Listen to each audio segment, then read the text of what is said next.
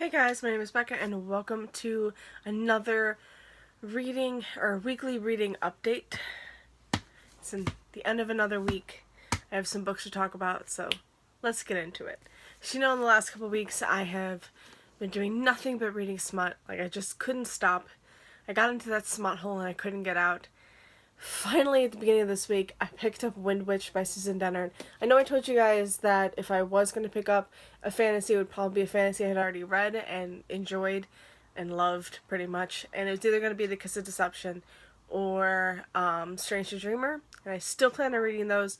I knew if I picked up those, then I would pretty much want to pick up all of the books that I love. And I probably would never get to any of the books that my brother chose for me for this month. So I decided to just pick up Wind Witch. And instead of rereading Truth Witch that I planned to do, I just looked up the recap for Truth Witch and went straight into Wind Witch. So Wind Witch is obviously the sequel to Truth Witch, and it pretty much follows all of the same characters that we know in Truth Witch. They're all separated because of the events that happened at the end of Truth Witch. It just does take place. It picks up right where Truth Witch left off. I can't really go into too much because of spoilers, but just know it follows our same characters. Things have happened because of the events of Truth Witch, and they're all separated. They're all going on their different paths, and I can't remember if Truth Witch was a multiple perspective novel or if it really just followed Safi and Isolde, which is our, like, I feel like in Truth Witch it really just followed Safi and Isolde, but in this one it followed everybody because obviously they're all separated, so you do have to follow them as well, so it can't just follow like one person. I just felt like it jumped too much. Like, I would be into one person and what they're doing, and then it would jump right next to the next person. I'd just be like, I didn't have enough time with the other. So I didn't necessarily love that. I don't know. I just feel like I really enjoyed Truth Witch. And it was a good sequel, but I only gave this 3.5 stars. It just wasn't my favorite. I am planning on continuing on. I did see the release of the cover for Blood Witch, which looks really nice. I am planning on going into Sight Witch because I didn't know, but Sight Witch actually follows a character that you find out in here and another character that you know from Truth Witch, so I'm like really excited about that. But I thought this was good. It was a solid sequel. It just, with all the jumping around, and I didn't really care about any of our characters, like what they were going through, because I felt like it jumped around too much. So I only gave this 2.5 stars. But it was enjoyable, and I did finish this pretty quickly, and I am glad that I read this because it did make me want to read other fantasies. So it did succeed in that regard. So yeah, finished that. And then I just picked up 2 other books. I haven't finished anything else. I picked up Black Prism by Brent Weeks. This is a fantasy novel that I really can only tell you a little bit, but it just revolves around this magic system. And this magic system, okay, so we have our people, and some people are called drafters, and these drafters can draft colors. So, like, the magic is based on the spectrum of light, of the light spectrum. And so we have, like, the red drafters, the blue drafters, the green, and then there is a prism, which can draft all colors, and of course he is, like, the most powerful. We do follow him and some other characters. Can't really go into anything. There is, of course, like, war and stuff brewing, and that was good, and I'm only 300 pages in. I'm on chapter 46. I am enjoying it. I'm reading it on my Kindle and just like you know, like putting my bookmark in where I leave off at, and that's like working really fine. But yeah, I am enjoying it, and I'm hoping to complete it sometime this week. So I'm 300 pages into this baby. So I'm almost halfway done with that, so that's really good. And then the other one I'm reading is Sword and Verse by Kathy Macmillan. This is, oh god. So our main character is called Reza, and so Reza, when she was really young, her people, the Arnath, were pretty much slaughtered, and the survivors were enslaved by our king that we have in this book. Let's see. Reza is a learned one, so pretty much that she can read and write, pretty much, I guess. More likely that she could just read the symbols. Nobody knows that, though, because the learned ones were pretty much slaughtered, and she made it out alive, because nobody knew she was a learned one. This is really hard to explain. But yeah, she was enslaved and made to work in the palace.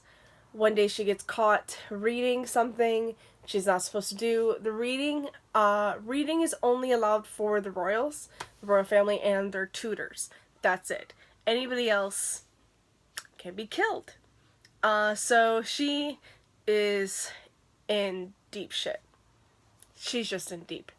And there's no getting out of this. They caught her reading. But the prince comes in, saves her, and puts her in this test to become a tutor.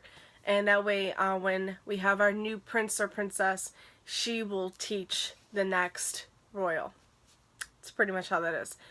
It really reminds me of An Ember in the Ashes, based on, like, the beginning, and how, like, the royal family or the empire kills off this one race and enslaves them, pretty much. Also, Reza starts having this relationship with the prince, which I thought was really stupid. I don't care for this romance, and I don't care for this main character. I think she takes way too many risks for what she is. Like, I get it, but it's like, really? Would you really do that? And then she has this romance, and she thinks, like, her and the prince are going to be together, and it's like, girl, he's a prince. Like, there's obligations that he has to fulfill. I don't know. I feel like she's kind of stupid. That's just how I feel. And it reminds me way too much of Ember in the Ashes. Let's see, I'm not finished with this yet. I'm 225 pages in. I'm on chapter, what is it? Chapter 30. I am liking the little bits in the beginning of the chapters. Here, I'll show you, like, the first one. Well, here, we have, like, a little thing of the gods, and it tells you all of the gods. And then, at the beginning of each chapter, you get a little, like, little story about the gods. Like, a little history lesson kind of thing. And I like that. I like that a lot. But the rest of the story, I mean, it's good, it's okay, like, it's just meh, pretty much.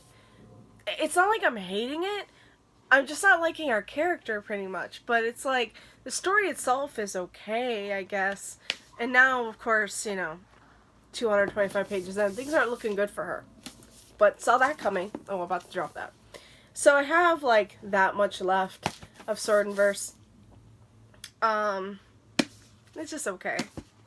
And then I have that much left of the Black Prism, which I don't know necessarily why it's called Black Prism yet. I'm hoping to figure this out. Though, here, let me tell you this. I wasn't, like, too, hooked on it yet. 200 pages in, though, they do reveal this huge thing. And you're like, what? What just happened? What? Like, okay.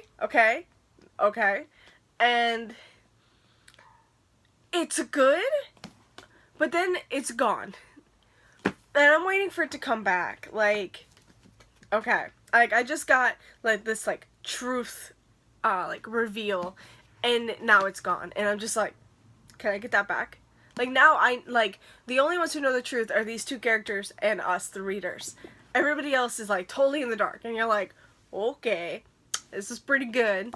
But then now I'm like, can we go back to that? Like, that was good. And, yeah. So I still have, like, that much left. I am enjoying this. And this is just okay for now. Hopefully, these get better. Like, I'm hoping this one gets better, but I don't have any hope for that. And then, well, this one, it's good. But yeah, I don't know how, like, we only have 1 week left, and I don't know how the rest of the week is gonna go. Like, I still have 3 other books other than these to read. I'm hoping to knock this one out tonight, and then, you know, continue going on with this one while I'm at work or whatever, because I am reading this one on my phone. So, I'm hoping to just knock out, like, you know, anytime I'm at work, just knock out some pages and maybe get some chapters in and we'll be good. But I don't know what else I'm going to read. Like, we still have 1 week left. And I'm not really in the mood to read any of the other books. I'm just not. Like, I still have Ever the Hunted. I don't remember who the author is. I still have The Rook. Don't remember who the author is. And I still have Holding Up the Universe by, oh god, Jennifer Niven. I think that's the author. Could be wrong. Pretty sure that is, though. And I'm just not in the mood to read those. Just really not. I don't know. Like, I really want to pick those up because I want to get them done. But then also it's like Ever the Hunted is probably the only one I could, like, really see myself reading. It is a reread, which is why I'm, like, not truly in the mood for it. But I can read that on my phone because I have it on Scribd. Which, by the way, if you're thinking about getting Scribd, I would hold off. Something's going on with them. Like, other... I've noticed that other booktubers that have Scribd are having complications with them. I'm not, but I think it's because I'm not necessarily listening to a lot of audiobooks. I've taken a break from audiobooks for a while, so I think that's why I'm not having issues with them.